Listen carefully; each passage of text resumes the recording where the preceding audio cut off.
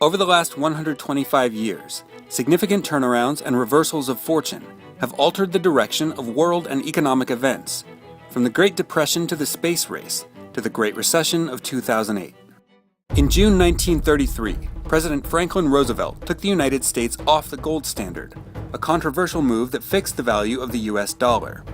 Covering the policy change, the Wall Street Journal posed the question, would fixed value for the dollar abroad permit price control at home? Though widely unpopular at the time, the move ended gold hoarding and played a significant part in ending the Great Depression. In 1961, America finally caught up to the Soviet Union in the space race, when Alan Shepard became the first American to travel into space, aboard the Freedom 7.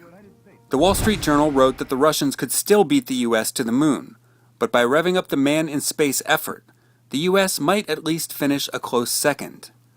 Ultimately, though, it was the Americans who first stepped onto the lunar surface. The Cold War tensions that fueled the space race also led the US into a kind of proxy war with the Soviet Union, which invaded Afghanistan in 1979 to try and prop up the country's communist government. That same year, in a country bordering Afghanistan, the Iranian hostage crisis put Americans on edge and kept them glued to their TVs. But February 1980 brought some good news for Americans. The US hockey team beat the Soviet Union to take the gold in the Winter Olympics, an upset known as the Miracle on Ice. The Wall Street Journal wrote that the performance of 20 young Americans helped ease some of the country's geopolitical frustrations. But things were to grow turbulent off the ice and up in the air. In 1991, the once mighty Pan Am ceased operations after Delta Airlines pulled out of an agreement to provide financial backing for the carrier, reported the Wall Street Journal.